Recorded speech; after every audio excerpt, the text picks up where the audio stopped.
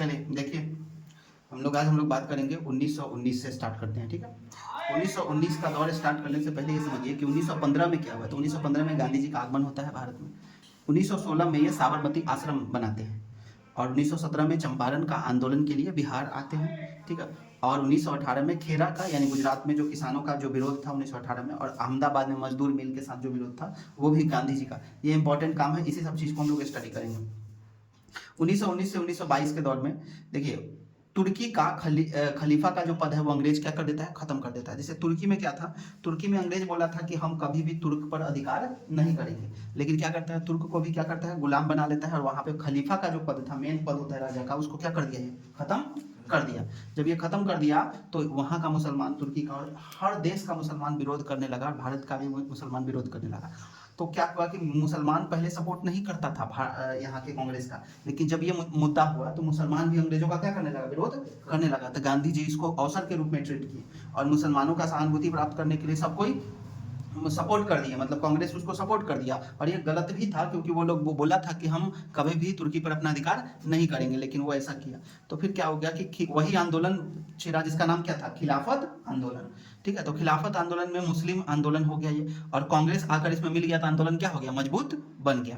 इसका नेतृत्व कौन कर रहा था, तो मोहम्मद अली और शौकत अली। याद रखिए, खिलाफत आंदोलन का नेतृत्व कौन कर रहा था, मोहम्मद अली और शौकत अली, ठीक है। लेकिन गांधी जी इसमें मिल गए तो आंदोलन क्या हो गया, मजबूत बन गया। कांग्रेस में चलिए, अब ये गांधी जी ही सपोर्ट किए थे आंदोलन का, बहुत आदमी विरोध भी किया था, लेकिन गांधी जी बोले कि नहीं, अभी ये मौका है कि इसको अवसर के तौर पर हम लोग ट्रीट करते हैं। तो क्या होगा कि ऐसे हम लोग मजबूत बन जाएंगे, समझे। तो मोहम्मद अली और शौकत अली नेतृत्व कर रहा था किसका, खिलाफत आंदोलन का। किसके विरोध था, तो अंग्रेजों के विरोध। क्यों, क्योंकि तुर्की पर खलीफा पद क्या कर दिया गया था, खत्म कर दिया गया था। अब आते हैं असहयोग आंदोलन के नाम में ही है असहयोग, मतलब सहयोग नहीं करना है। किसका सहयोग नहीं करना है भाई, अंग्रेजों का सहयोग नहीं करना है। असहयोग आंदोलन के इसका नेतृत्व कौन किए थे, महात्मा गांधी। 1 अगस्त 1920 में शुरू हुआ था ये आंदोलन। कारण क्या था, तो जालियांवाला बाग हत्याकांड। अब 1919 का जालियांवाला बाग हत्याकांड याद होना चाहिए, उसके विरुद्ध में असहयोग आंदोलन। अब दोनों आंदोलन एक साथ चलेगा, असहयोग और कौन सा आंदोलन, खिलाफत आंदोलन। तो कारण था जालियांवाला बाग हत्याकांड। एनी बेसेंट, जिन्ना और अरविंद घोष, ठीक है, ये लोग साथ नहीं आए, मतलब असहयोग आंदोलन में एनी बेसेंट भी साथ नहीं दी, जिन्ना भी साथ नहीं दिया, और अरविंद घोष भी साथ नहीं दिया। अरविंद घोष कौन है, वो गरम दल के नेता, और एनी बेसेंट, ठीक है, ये होम रूल पार्टी के संस्थापक एनी बेसेंट, ठीक है। और जिन्ना, जो इनके पाकिस्तान का स्थापना करने में जिनका अहम योगदान है, जिन्ना वो। तो बहिष्कार का नीति आया कौन सा आंदोलन में, असहयोग आंदोलन में, कि बहिष्कार किया जाएगा, कपड़ा के जलाया जाएगा, पद जो भी पद से है वो सब अपना अपना त्याग पत्र दीजिए, कपड़ा जलाने, ये सब चीज किससे रिलेटेड लग रहा है, स्वदेशी आंदोलन 1905 में बंगाल विभाजन वाला। स्वराज तिलक फंड का निर्माण किया गया, और यहीं पे देखिए 1 अगस्त को आंदोलन शुरू होता है, और यहीं पे 1 तारीख को, ठीक है, इस तिलक साहब का डेथ हो जाता है, मर जाते हैं, ठीक है। यहीं पे स्वराज तिलक फंड बनाया गया, मतलब दान करने को कहा गया कि सब कोई जितना पैसा डोनेट कर पाते हैं कर पाइए। टारगेट रखा गया 1 करोड़ रुपया इकट्ठा करने के लिए, कितना, 1 करोड़ रुपया इकट्ठा करने के लिए, क्योंकि ना चरखा खरीदना था, कपड़ा बुनने के लिए, हथकरघा उद्योग जो होता है ना, अपना उद्योग बैठाने के लिए, जिससे क्या होगा, हम अंग्रेजों पर गुलाम, जो अंग्रेजों के सहारे चल रहे हैं वो चीज़ अब हमारा नहीं होगा, ठीक है। क्योंकि हम लोग, हमारा पहले से क्या था, हथकरघा वो बेहतर था, हम लोग कपड़ा में क्या थे, आगे थे, हम लोग अपना बुन के बनाते थे चीज़ें, हमारा अपना उद्योग था, हम लोग ये चीज़, तो इसलिए फिर से ये कहा गया कि चरखा वगैरह खरीदाएगा और ये हथकरघा उद्योग को आगे बढ़ाया जाएगा, ठीक है। तो दान करने को बोला गया कि 1 करोड़ रुपया टारगेट रखा गया कि इकट्ठा करना है। तो 5 फरवरी 1922 को चौरा चौरी, ठीक है, कांड हो गया। ये क्या है, चौरा चौरी हत्याकांड, ठीक है। देखिए, असहयोग आंदोलन चल रहा था और खिलाफत आंदोलन चल रहा था, तो हम लोग क्या कर रहे थे, हर जगह प्रदर्शन कर रहे थे। तो प्रदर्शन कर रहे थे, तो यूपी का बात है कि यूपी में 22 पुलिस चौकी पे जो थे, तो क्या हो रहा था, वहां से प्रशासन, मतलब वहां से जितना भी दल है वो गुजर रहा था, तो प्रशासन इसको क्या किया, अंग्रेजी प्रशासन इन लोग को मतलब धमकाया, हाँ ये चीज किया, मारने का भी ये किया। तो वो ये लोग क्या किया, पुलिस चौकी पर अटैक कर दिया, और वहां पे 22 पुलिस वाले को जला दिया गया पूरे, मतलब पूरा भीड़ था ना भाई, भीड़ तो पूरा एकदम हुम में आ गया पूरा। और क्यों ऐसा किया ये लोग को, क्यों, क्योंकि 1919 में क्या हो गया था, जालियांवाला बाग, तो डर था कि फिर से ये सब गोली वोली चला देगा, तो इससे पहले कि हम ही लोग उसको क्या कर दो, दबोच दो, मार दो, तो अटैक कर दिया गया पुलिस चौकी पर, तो 22 पुलिस वाला को जला दिया गया। देखिए कई तारीख को जलाया गया, हाँ 5 फरवरी 1922 को क्या कर दिया गया, जलाया गया।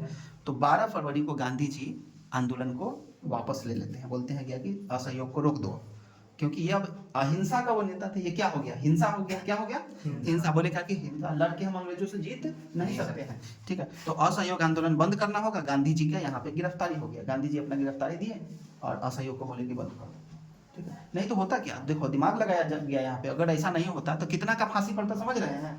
हाँ, तो गांधी जी क्या लिए, बोले का कि ये अति है, तो वो अपना गिरफ्तारी दिए और आंदोलन क्या हो गया, सरेंडर कर दिया। आंदोलन क्या हो गया, बंद हो गया। आंदोलन को बोला गया कि असहयोग आंदोलन खत्म करो अब। चलिए अब आते हैं स्वराज पार्टी। स्वराज पार्टी का निर्माण कब हुआ, 1919 में।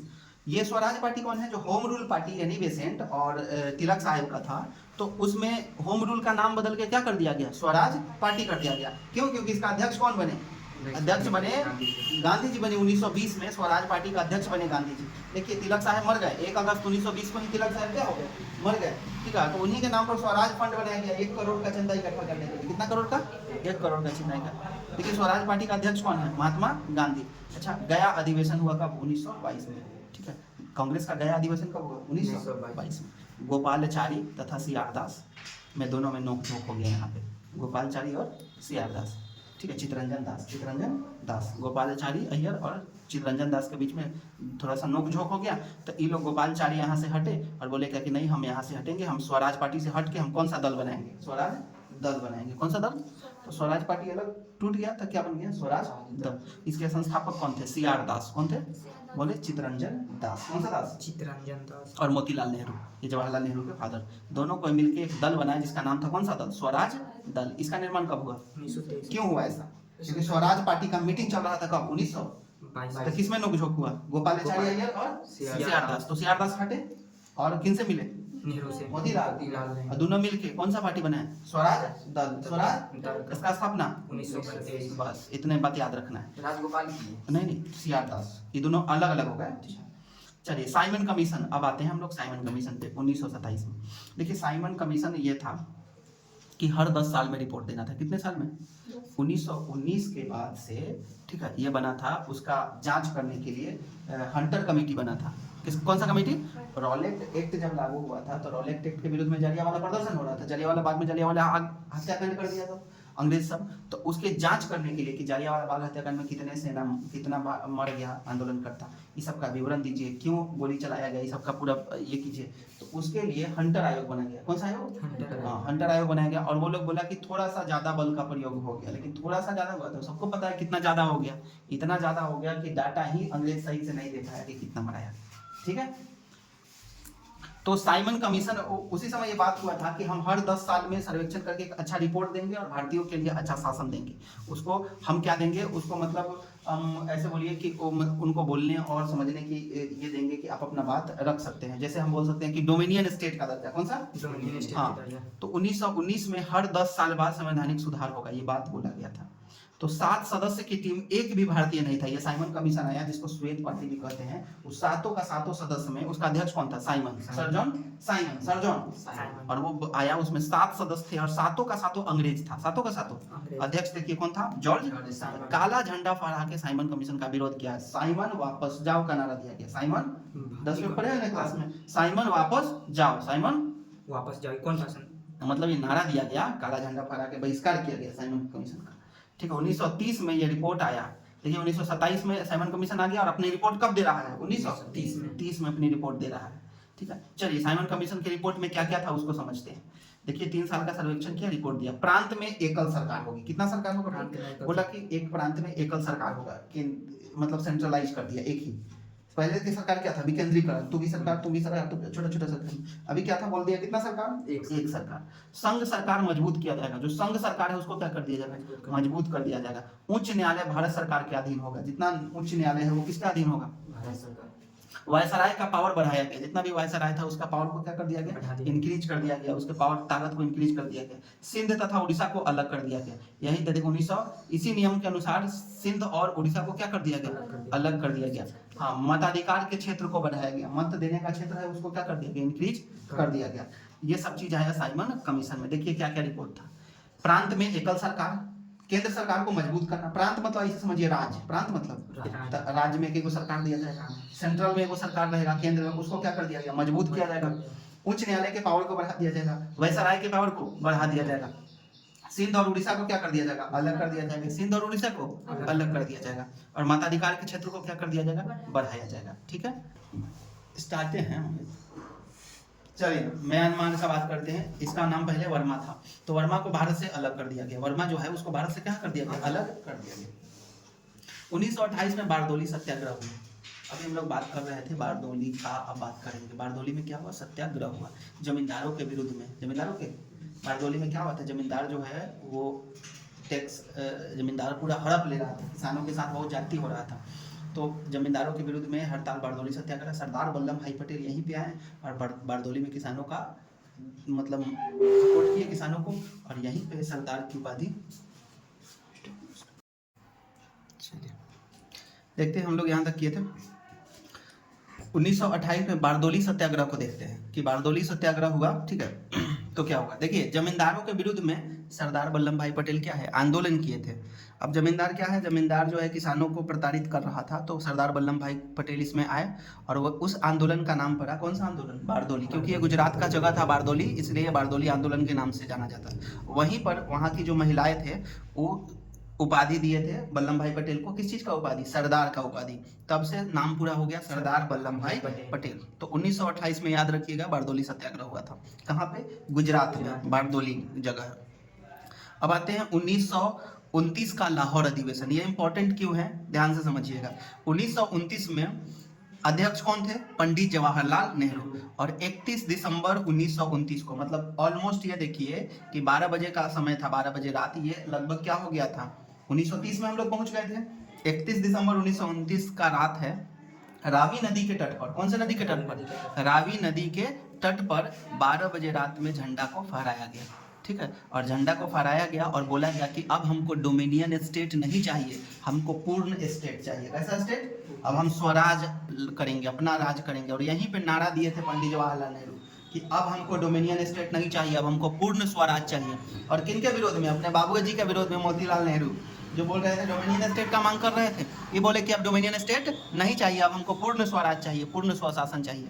तो स्वशासन की मांग कब हुआ था, कौन सा अधिवेशन, लाहौर अधिवेशन, कब हुआ था, 1929 कौन से नदी के किनारे, रावी नदी के पाकिस्तान का क्षेत्र है, ठीक है, वहाँ पे लाहौर। चलिए अब बात करते हैं, यहाँ तक कंप्लीट हुआ। अब 1929 से लेके 1947 के बीच में क्या हुआ वो देखते हैं, ठीक है।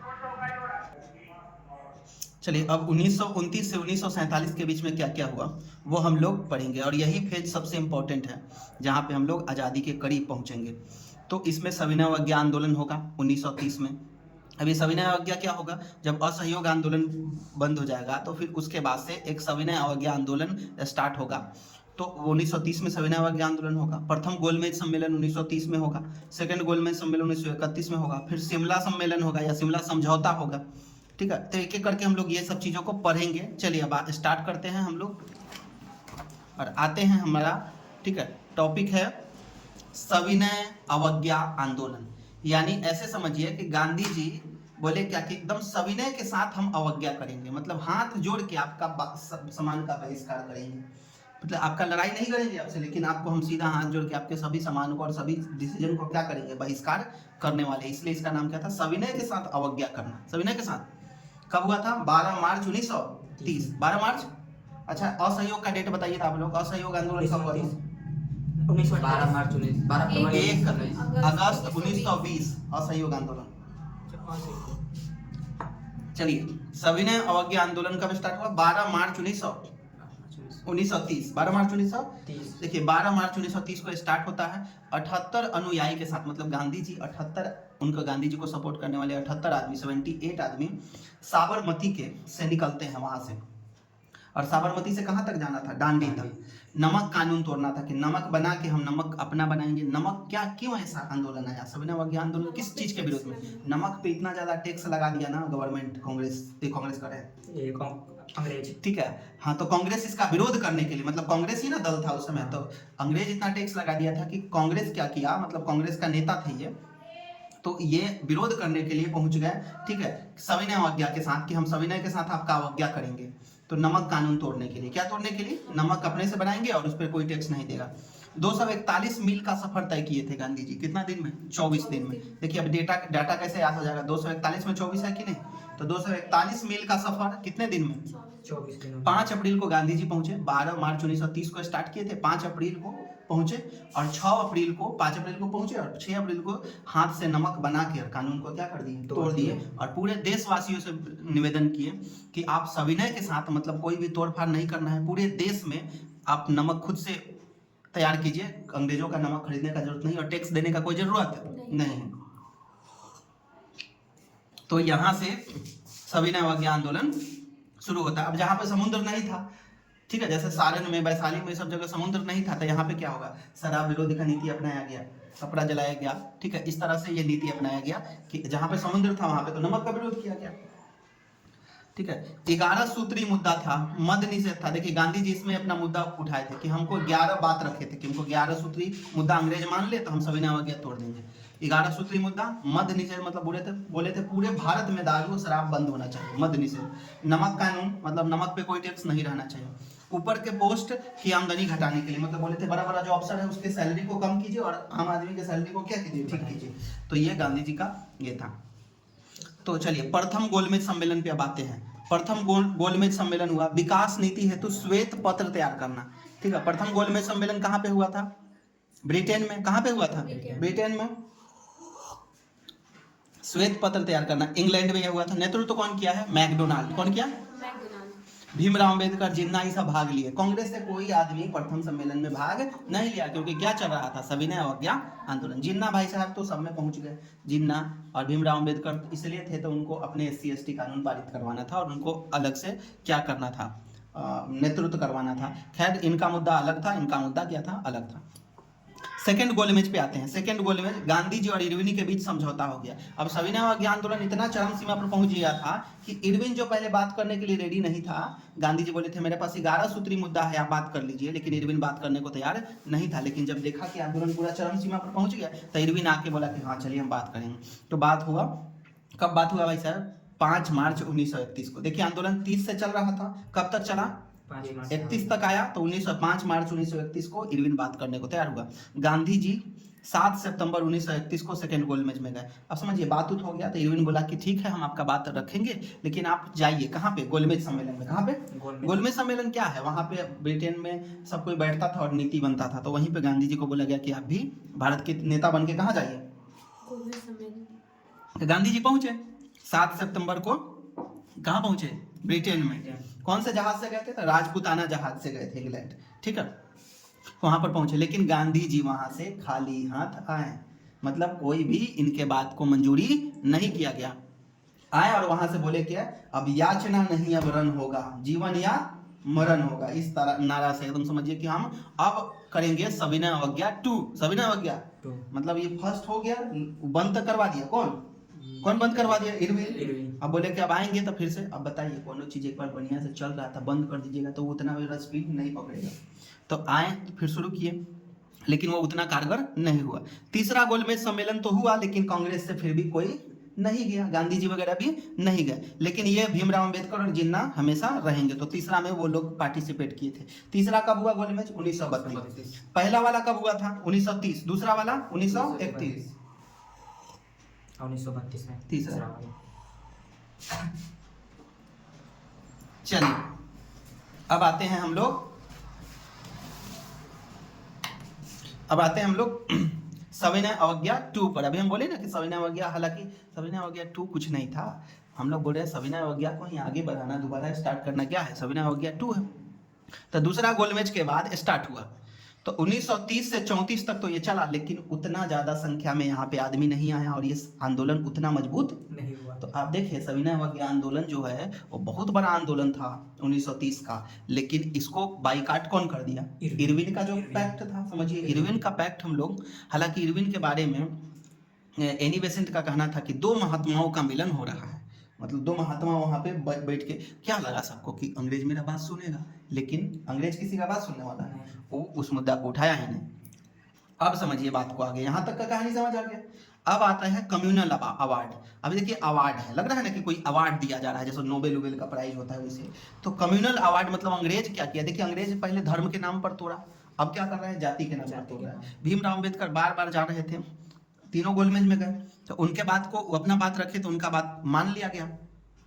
वो बोले थे कि हमको अलग से, मतलब ना मेरे जैसे भीमराव अंबेडकर का क्या मानना था, वो जितना दिक्कत के साथ पढ़ाई लिखाई किए थे और उनको जितना कष्ट ये करना था कि क्या प्रताड़ित किया जा रहा था SC ST को लोग को, तो वो कहना था क्या कि जहाँ पे SC ST कानून लेके आई तो SC ST में क्या होगा कि वो SC ST का नेता होगा और वोट भी कौन देगा, SC ST देगा। क्योंकि कहने का मतलब कि अगर SC ST खड़ा होगा तो वोट तो जनरल नहीं देता, तो वो इस तरह से तो कम्युनल अवार्ड बना। तो मैकडोनाल्ड ने कहा आप लोग सांप्रदायिकता खत्म न करेंगे तो हम लोग खुद निर्णय कर देंगे। ये किसके लिए मैकडोनाल्ड बोला था? मैकडोनाल्ड बोला था। अब कम्युनल अवार्ड में क्या हुआ, गांधी जी और भीमराव अम्बेडकर के बाद बहस छिड़ गया कि आप मुद्दा से अलग जा रहे हैं। एगो तो जिन्ना अलग हो गया, जिन्ना हिंदू मुस्लिम की वजह से कर दिया, कांग्रेस तोड़ दिया। भीमराव अम्बेडकर को बोले हैं कि आप शिक्षित हैं, आप अगर ये मुद्दा करेंगे तो हिंदू में ही क्या हो जाएगा, बिखराव हो जाएगा। तो बिखराव हो जाएगा तो हम लोग को आज़ादी नहीं मिलेगा। तो मैकडोनाल्ड बोल रहा है कि अगर आप लोग बहस नहीं सुलझा रहे हैं तो हम अपना डिसीजन दे देंगे कुछ ना कुछ, ठीक है। तो 16 अगस्त 1932 को पंचाट लेकर आया गया, जिसको पंचाट को क्या कहते हैं, कम्युनल अवार्ड, जिसमें मुस्लिम, सिख, ईसाई तथा पिछड़ा वर्ग को तो सीट पहले से था ही।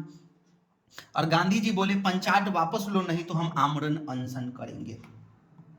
मतलब ये बोले SC ST के लिए अलग दे दिया गया और हिंदू देखिए मुस्लिम के लिए अलग चीज, सिख के लिए अलग व्यवस्था, ईसाई की अलग व्यवस्था। मतलब क्या देख रहे हैं कि सब तोड़ दिया पूरे धर्म के नाम पर और कास्ट के नाम पर भी ये तोड़े जा रहा है। तो गांधी जी बोले कि पंचाट वापस लो नहीं तो हम क्या करेंगे, आमरण अनशन करेंगे। तो 20 सितंबर 1932 को अनशन पे गांधी जी बैठ गए। 26 तारीख 6 दिन भूखले प्यास ले रहे हैं। तो 6 सितंबर को गांधी जी तथा अंबेडकर पूना में क्या हो गया, पूना पैक्ट हुआ। हालांकि ना गांधी जी इस पैक्ट में थे, ठीक है। गांधी जी का जो सहयोगी था, जो गांधी जी के साथ में करीबी रहते हैं वो लोग और इनके भीमराव अम्बेडकर के ये लोग पूना में बैठे और बोले कि गांधी जी आप अनशन तोड़ दीजिए, हम लोग ये अपना खुद अंग्रेजों को वापस कर देते हैं कि हम लोग को नहीं चाहिए ये चीज़। तो ये लोग कम्युनल अवार्ड क्या कर दिया गया, रद्द कर दिया। तो बहुत बड़ा चोट था समझिए अंग्रेजों को, ये मुंह पर तमाचा था कि हम लोग पहले आपस में डील किए कि हम लोग को आज़ादी मिल जाएगा तो आप जो उस चीज़ की मांग कर रहे हैं हम आप लोग को देंगे, लेकिन आज़ादी पहले ले लीजिए एकता के साथ, ठीक है। तब जाके हम लोग अपना से आगे जो करना होगा वो हम लोग करेंगे, ठीक है। तो यहाँ तक था। अब आते हैं अगस्त प्रस्ताव। कौन सा प्रस्ताव? अगस्त प्रस्ताव। हाँ देखिए यहाँ तक ये चीजें क्या हुआ समझ में आ गया कम्युनल अवार्ड के बारे में। अब कम्युनल अवार्ड के बाद अंग्रेज क्या हुआ, 1940 में एक प्रस्ताव लेकर आता है। अब देखिए अंग्रेज कमजोर पड़ गया। क्यों कमजोर पड़ गया? क्योंकि अब हिंदू मुस्लिम सब तो एक ही हो गया, सब कांग्रेस फिर से मजबूत हो गया। अब बोला कि हमको आपका पंचाट और चना इमली सब नहीं चाहिए, अब हमको सीधा का सीधा, अब डोमिनियन स्टेट भी नहीं चाहिए जो मोतीलाल नेहरू बोल रहे थे। अब जवाहरलाल नेहरू का क्या नारा था, स्वराज लेंगे, स्वशासन लेंगे। क्या लेंगे? स्वराज। अब हमको डोमिनियन स्टेट नहीं चाहिए, पूर्ण आजादी चाहिए। तो अगस्त में अंग्रेज 1940 में एक प्रस्ताव लेकर आता है। उस प्रस्ताव का नाम क्या रहता है? अगस्त प्रस्ताव। वायसराय वहां का कौन था? Lord Linlithgow. कौन था? Lord Linlithgow. प्रस्ताव लेकर आया वो खुद।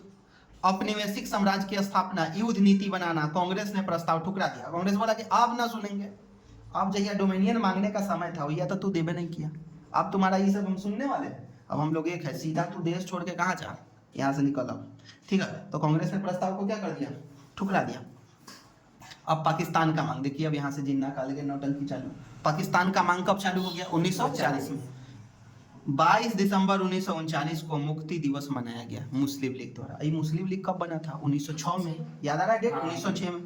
अभी क्या किया कि मुक्ति दिवस मना लिया 22 दिसंबर 1939। पता नहीं कि क्या चीज से इसको मुक्ति मिल गया था कि मुक्ति दिवस मना लिया 1939 में।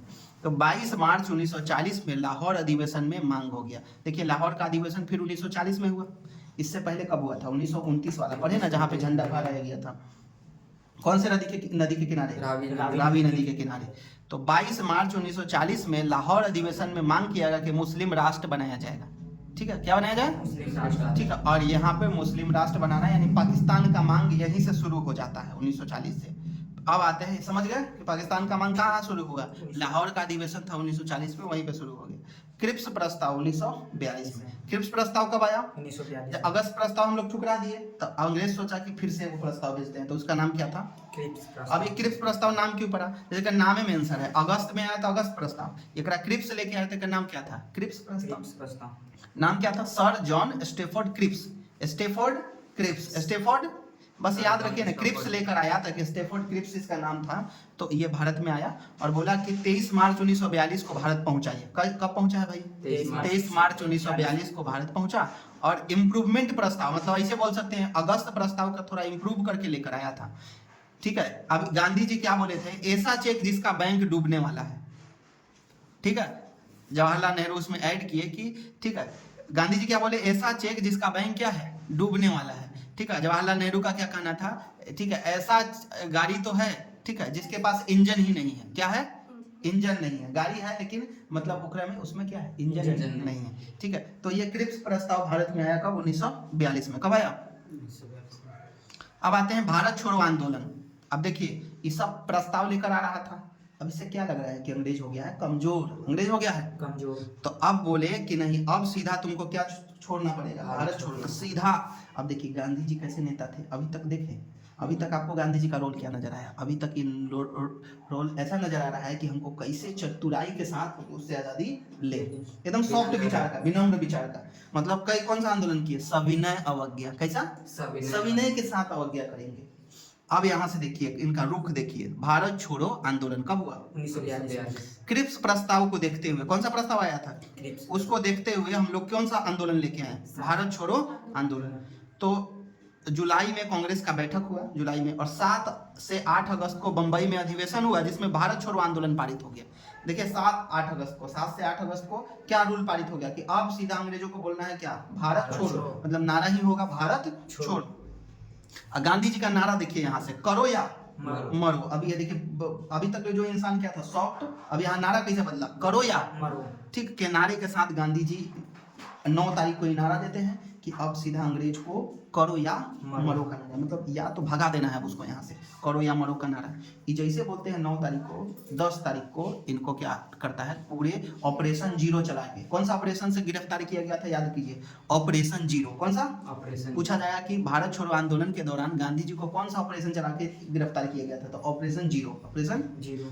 तो जैसे ये नारा दिए थे समझ गया था, अरे भाई गांधी जी तब शक्तिवान टाइप के होगा, मतलब सीधा बोल रहे हैं कि करो या मरो। तो इनको ना गिरफ्तार कर लिया जाता है ऑपरेशन जीरो चला के। नेता था, सबको क्या कर दिया गया, गिरफ्तार। चलिए देखिए, आजाद हिंद फौज को बारे में थोड़ा सा देख लेते हैं। ठीक है, Indian national assembly Azad Hind फौज का अगर हम बात करते हैं कि स्थापना कैप्टन मोहन सिंह भाकना किए थे। कौन किए थे, कैप्टन मोहन सिंह भाकना। ये जापान में हुआ था। देखिए आजाद हिंद फौज की स्थापना कहाँ हुआ था, जापान में। तो आईएनए का नाम बदलकर विकसित रूप से आजाद हिंद फौज किया गया। पहले आईएनए था, असेंबली पार्टी था, और उसका नाम बदल के क्या कर दिया गया, आजाद हिंद फौज। आजाद हिंद कब किया गया भाई, 1942 में। इसके अध्यक्ष कौन थे, रास बिहारी बोस। रास बिहारी, देखिए आईएनए की स्थापना कैप्टन मोहन सिंह भाकना की है, लेकिन आईएनए का अध्यक्ष कौन बने बाद में, रास बिहारी। इसी में आते हैं सुभाष चंद्र बोस आगे। ठीक है, 1943 में पुनः निर्माण सुभाष चंद्र बोस इसको करते हैं। 1943 में किसको, आजाद हिंद फौज को 1943 में बनाते हैं, और नारा देते हैं दिल्ली चलो, दिल्ली चलो। एक नारा तो ये था, ये भी आप सुने होंगे, तुम मुझे खून दो मैं तुम्हें आजादी दूंगा। ठीक है, 1945 में आजाद हिंद फौज क्या हो जाता है, बंद हो जाता है। क्या हो जाता है, क्यों हो जाता है, क्योंकि वर्ल्ड वार जो होता है 1945 वाला, देखिए वर्ल्ड वार खत्म होता है, सेकेंड वाला, तो वहीं से ही आजाद हिंद फौज को क्या कर दिया, हिरोशिमा पे। हाँ, तो इसको बंद कर दिया। भाषण कौन दिए थे, इनका था सुभाष चंद्र बोस को, तुम मुझे खून दो मैं तुम्हें आजादी दूंगा। चलिए अब बात करते हैं हम लोग वेवल योजना का। कौन सा, वेवल। ठीक है, देखिए लिनलिथगो के बाद वायसराय कौन बना था, वेवल बना था। ठीक है, पहले कौन था, लिनलिथगो था। लिनलिथगो को हटा तो कौन बना, वेवल बना। तो वेवल अपना एक योजना लेकर आता है, जिस योजना का नाम रहता है वेवल योजना। वायसराय के कार्यकारिणी सभा में वायसराय तथा उसके सेनापति को छोड़कर सभी हिंदू तथा मुस्लिम बराबर भागों में हिस्सेदारी होगा। अभी देखिए कितना, अगस्त प्रस्ताव हम लोग ठुकरा दिए, हम लोग इधर पढ़े ना जी, अगस्त प्रस्ताव, उसको क्या कर दिए, ठुकरा दिए। अगस्त प्रस्ताव के बाद कौन सा प्रस्ताव, क्रिप्स प्रस्ताव लेकर उसको भी हम लोग ठुकरा दिए। ठीक है, तो अब ये सब देखा कि अब उससे काम नहीं चलेगा, कुछ और बड़ा सा लड्डू देना पड़ेगा, तब सुन ले कुछ। तब वेवल योजना में आया, बोला क्या कि देखिए वो हमारा वायसराय खाली रहेगा, राजा के तौर पर, अब बाकी जितना है ना सब आप हिंदू मुस्लिम बांट के क्या कर सकते हैं, रख सकते हैं। और वो वायसराय रहेगा, उसको सेनापति वो जो रहेगा वो अंग्रेज रहेगा, बाकी सब क्या रहेगा, हिंदुस्तान से रहेगा, चाहे वो हिंदू हो चाहे वो मुस्लिम हो, फिर बांट लेंगे जिस तरह से रखना होगा। तो फिर भी वेवल योजना को भी हम लोग क्या कर दिए, ठुकरा दिएगा, ना ना अब हमको नहीं चाहिए डोमिनियन वाला टाइप, हमको क्या चाहिए, स्वराज चाहिए। अब सीधा बोल दिए कि हम यहाँ से तुम लोग निकलो तो निकलो, करो या मरो।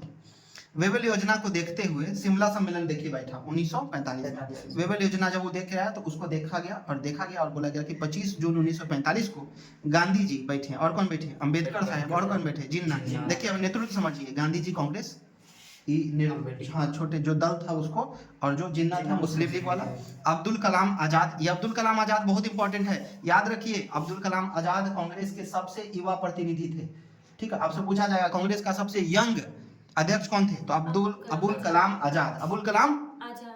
और सबसे ज्यादा समय तक रहने वाले भी कांग्रेस के अध्यक्ष कौन है, अब्दुल कलाम आजाद। 1940 से कब तक रहे हैं, 1945 तक। 1940 से कब तक, हाँ 1945 तक ये अकेले रहे हैं, ठीक है। तारा सिंह, ये लोग इकट्ठा हुए पूरा, और सब कुछ सही था, लेकिन जिन्ना ने विरोध कर दिया। जिन्ना क्या कर दिया, विरोध कर दिया। तो शिमला सम्मेलन क्या हो गया, असफल हो गया। क्या हो गया, तो ये लोग बैठ के सब चीज बोल रहा था, लेकिन जिन्ना बोल रहा है कि नहीं, हमको क्या चाहिए, पाकिस्तान चाहिए। क्या चाहिए, पाकिस्तान चाहिए। गांधी जी बोले चल हो गया, ठीक है। तो ये असफल हो गई योजना, तो शिमला योजना क्या, असफल। अब आते हैं कैबिनेट मिशन कब बैठा, 1946 में। कैबिनेट मिशन कब बैठा, 1946 में, ठीक है। अध्यक्ष कौन थे इसके, पैंथिक लॉरेंस। कौन थे, कैबिनेट मिशन के अध्यक्ष कौन थे, पैंथिक लॉरेंस। सदस्य देखिए, कैबिनेट मिशन में जो सदस्य था, क्रिप्स था, अलेक्जेंडर था। क्रिप्स था और क्या था, बोलिए कोई दिक्कत नहीं। क्रिप्स था और कौन था, अलेक्जेंडर था। तो आपसे पूछा जाए कैबिनेट मिशन का अध्यक्ष कौन था, तो बोलिएगा पैंथिक लॉरेंस।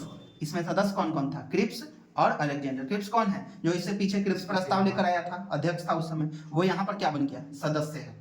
और अध्यक्ष कौन था, पैंथिक लॉरेंस। पैंथिक 24 मार्च 1946 को सत्ता भारत के हाथ में देने हेतु, अभी लोग समझा कि अब ये लोग नहीं मानेगा तो अब तुम अब सत्ता ले लो।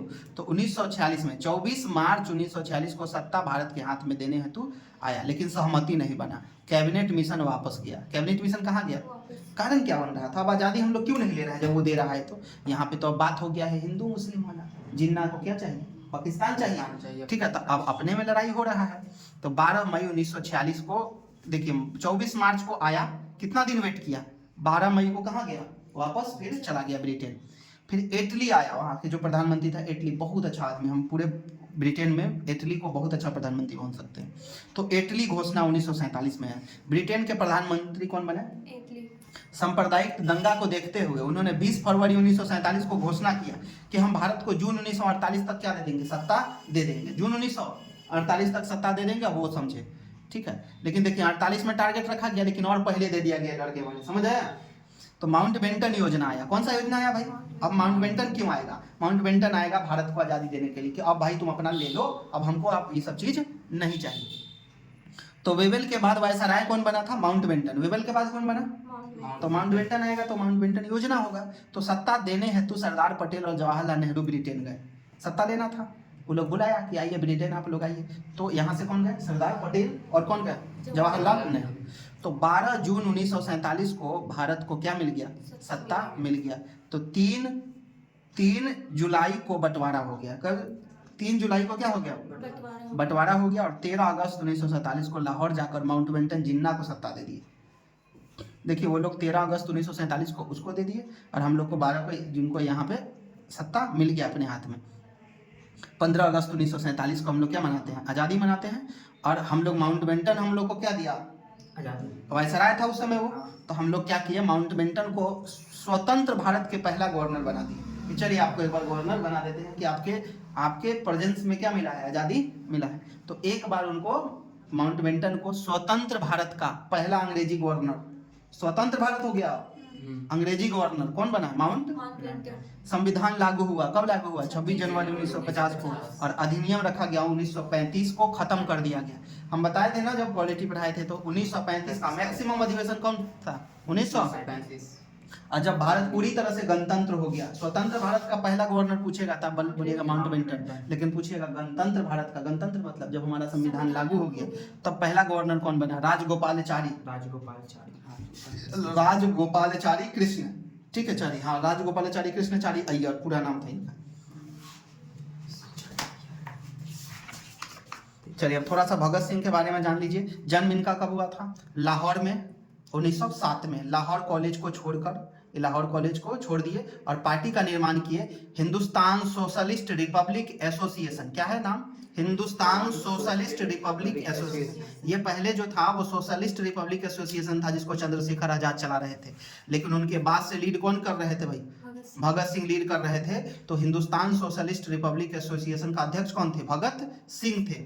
1928 में साइमन कमीशन के विरोध में लाला लाजपत राय की मृत्यु हो गई था। साइमन वापस जाओ का नारा दिया था, उसी समय लाठी लगने से, साइमन का लाठी लगने से लाला लाजपत राय की क्या हो गई थी? मृत्यु हो गई थी, जिनको पंजाब केसरी कहा जाता है लाला लाजपत राय को, उन्हीं को मार दिया था अंग्रेज। तो वहीं पर जाके ठीक है भगत सिंह लोग, ठीक है किसको? तो सैंडर्स को मारा गया। किसको मारा गया? जो जालियांवाला बाग हत्याकांड में सैंडर्स को। 23 मार्च 1931 को फांसी। 23 मार्च को इनको क्या कर दिया गया? भगत सिंह को। और इसी दिन शहीद दिवस मनाया जाता है, 30 जनवरी को और 23 मार्च को। अब 23 मार्च को शहीद दिवस किन के याद में मनाया जाता है भाई? भगत सिंह को याद करते हुए, ठीक है।